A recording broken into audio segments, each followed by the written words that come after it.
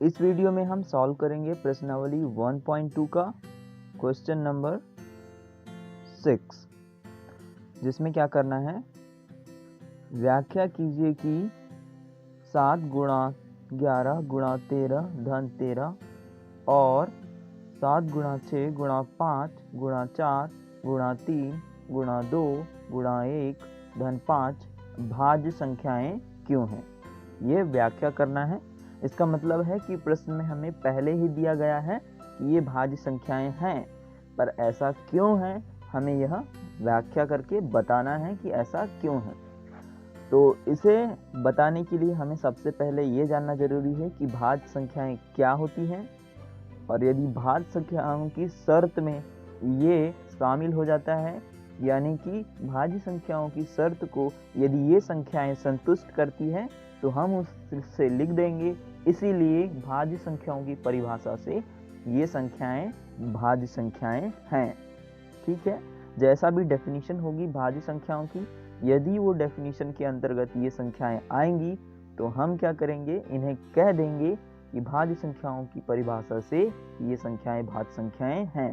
तो सबसे पहले हम देखते हैं कि भाज्य संख्याओं में क्या क्या गुणनखंड शामिल होने चाहिए, और फिर हम इन संख्याओं को गुणा या भाग जो भी दिया है पूरा हल करके यह देखेंगे कि इन संख्याओं के गुणनखंड में क्या आता है, और यदि वे भाज्य संख्याओं की परिभाषा में शामिल होते हैं तो हम उसका कारण बता देंगे, उसकी व्याख्या कर देंगे। तो आइए शुरू करते हैं। अब हम क्या करेंगे, इनको हल कर लेंगे और इसको भी हल कर लेंगे अलग अलग। पहले इसको हल कर लेंगे, फिर इसको हल करेंगे, और फिर जो भी संख्या आएगी हमारे पास उसके गुणनखंड निकाल करके देखेंगे। यदि उसमें उसी संख्या और एक के अलावा कोई और भी शामिल होगा तो हम कह देंगे कि भाज्य संख्या की परिभाषा से यह भाज्य संख्या है। सबसे पहले हम देखते हैं भाज्य संख्याएं क्या होती है। इस क्वेश्चन का आंसर करते हैं, उसके बाद हमें पता चल जाएगा कि प्रश्नावली के प्रश्न को हल करने में हमें क्या करना होगा। देखिए, भाज्य संख्याएं क्या होती है, वे संख्याएं होती है जिनमें उसी संख्या और एक को छोड़कर किसी और संख्या का भाग जाता है। जैसे पहला एग्जाम्पल लिया है हमने 10। देखिए 10 में 10 का भी भाग जाता है और एक का तो सभी संख्याओं में भाग जाता है, तो एक को छोड़ देना। तो 10 में 10 का भाग जाता है यानी उसी का भाग जाता है, और किसका भाग जाता है, इसमें 2 का भी जाता है और 5 का भी जाता है, यानी ये कौन सी संख्या है, भाज्य संख्या है। क्योंकि 10 में 10 और 1 के अतिरिक्त कोई और संख्या का भाग भी जाता है, इसीलिए भाज्य संख्या है यह। अगर ऐसा नहीं होता तो वो कौन सी संख्या हो जाती है, अभाज्य संख्या। चलिए हम इसे कंपेयर कर लेते हैं दोनों में। देखिए अभाज्य संख्या क्या होती है, अभाज्य संख्या वो होती है जिस संख्या में उसी का भाग जाता है और एक का भाग जाता है। जैसे 3 ले लीजिए, 3 में क्या होता है, 3 में 3 का ही भाग जाता है और 1 का भाग जाता है। इन दोनों संख्याओं के अलावा किसी और का भाग नहीं जाता है, यानी कि उसी संख्या का भाग जाए और 1 का भाग जाए तो वह अभाज्य संख्या है। यानी कि 2 अंक के अलावा किसी और का भाग ना जाए तो अभाज्य संख्या है, उसी का और 1 का। यदि उसी संख्या और 1 के अलावा किसी और संख्या का भी भाग जाए तो वो क्या होगी, भाज्य संख्या। जैसे 10, देखिए 10 में 10 का तो भाग जाता ही है, 1 का तो भाग सभी संख्याओं में जाता है, साथ ही साथ 10 में 2 का भी भाग जाता है और 5 का भी भाग जाता है। आप ध्यान दीजिए यहाँ कि किसी भी संख्या में उसी संख्या का तो भाग जाएगा ही, और 1 का भाग तो सभी संख्या में जाता है। तो यदि इन दोनों का ही भाग जा रहा है तो वह अभाज्य संख्या हो गई। और यदि उनके अतिरिक्त उसी संख्या और 1 के अतिरिक्त और किसी अंक का भी भाग जा रहा है, या जैसे यहाँ 2 का जा रहा है, 5 का जा रहा है, तो वह क्या होगी, भाज्य संख्याएं होंगी। और एक उदाहरण ले लेते हैं। चलिए यहाँ भी हम अभाज्य संख्या में एक उदाहरण और देख लेते हैं। जैसे है 11। 11 में क्या है, 11 का ही भाग जाता है और 1 का भाग जाता है, यानी ये क्या है, 1 का भाग जाता है, यानी ये क्या है, अभाज्य संख्या है। ठीक है, लेकिन 15 में क्या है, 15 का भाग तो जाता है, 1 का भी जाता है, लेकिन इसमें 3 और 5 का भी भाग जाता है, इसीलिए ये क्या है, भाज्य संख्या है। आई होप आपको क्लियर हो गया होगा। अब यहाँ जो काम की परिभाषा है वो हम देखते हैं। अब ये भाज्य संख्याएं थी, इनके गुणनखंड निकाल के देखते हैं। देखिए 10 के गुणनखंड क्या है, 2 और 5। अब देखिए गुणनखंड में जो भाज्य संख्या है, ये भाज्य संख्या है, इसके गुणनखंड में 10 दिख रहा है क्या? नहीं दिख रहा है। यानी भाज्य संख्या के गुणनखंड में उसी संख्या के अतिरिक्त कोई और अंक होते हैं। ठीक है, भाज्य संख्या में उसी संख्या और एक के अतिरिक्त, एक भी नहीं दिख रहा है यहाँ, तो भाज्य संख्या में उसी संख्या के अतिरिक्त, भाज्य संख्या में उसी संख्या और एक के अतिरिक्त कोई और गुणनखंड होते हैं। और अभाज्य संख्या का देखते हैं गुणनखंड। देखिए 3 के जब गुणनखंड करेंगे तो 3 गुणा 1 होगा, क्योंकि ये टूटेगा ही नहीं। अभाज्य संख्या के गुणनखंड में उसी संख्या और एक के अलावा कोई और शामिल नहीं होता है, जबकि भाज्य संख्या में उसी संख्या और एक के अलावा बाकी अंक शामिल होते हैं। देखिए दूसरी भाज्य संख्या थी हमारे पास 15।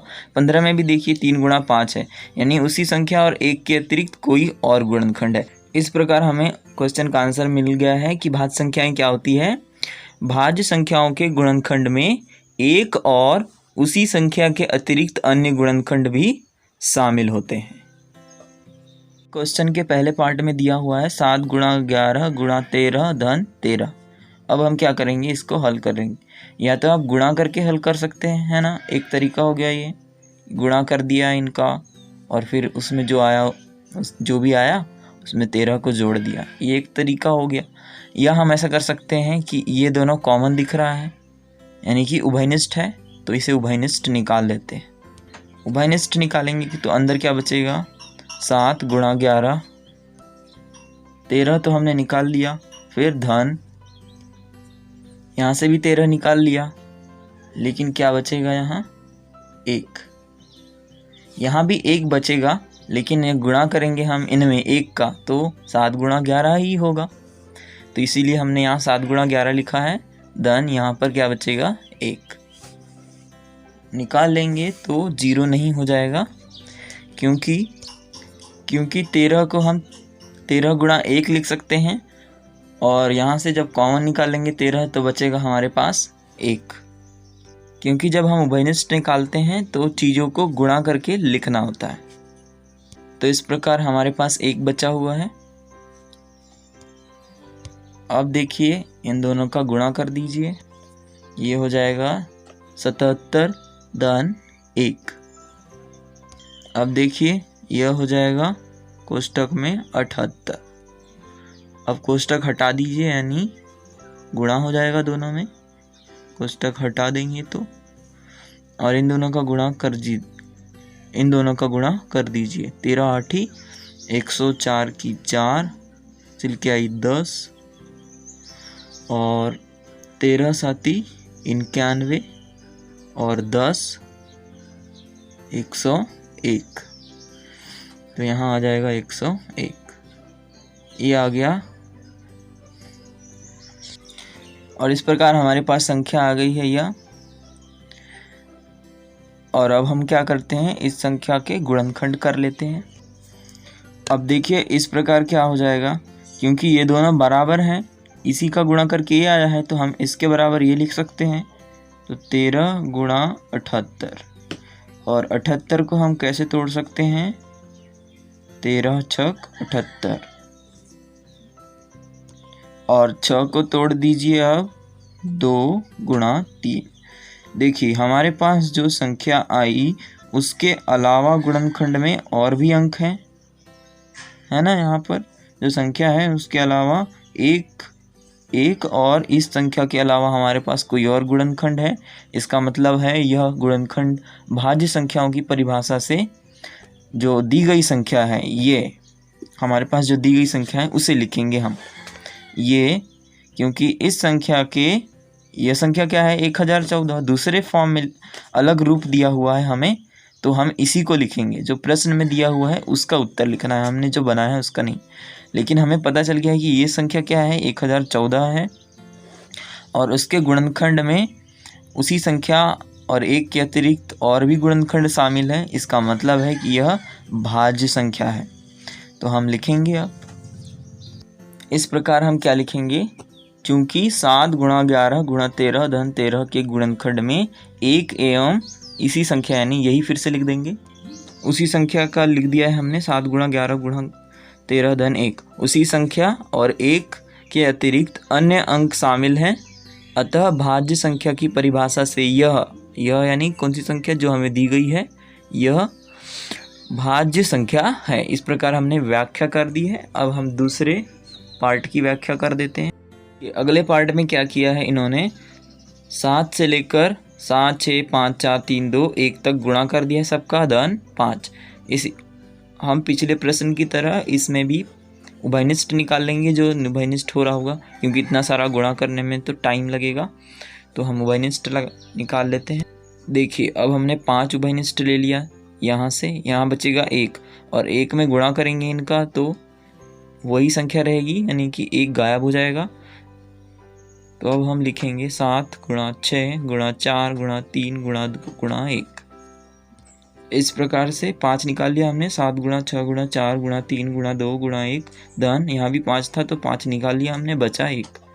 अब हम क्या करेंगे, इनको हल करना पड़ेगा हमें। अब इनका गुणा कर देंगे सबका, धन 1। अब देखिए इन दोनों का गुणा कर दिया हमने, 7 छक 42 हो गया, गुणा 4 गुणा 3 गुणा 2 और 2 का गुणा 1 में करेंगे तो 2 ही हो जाएगा, धन 1।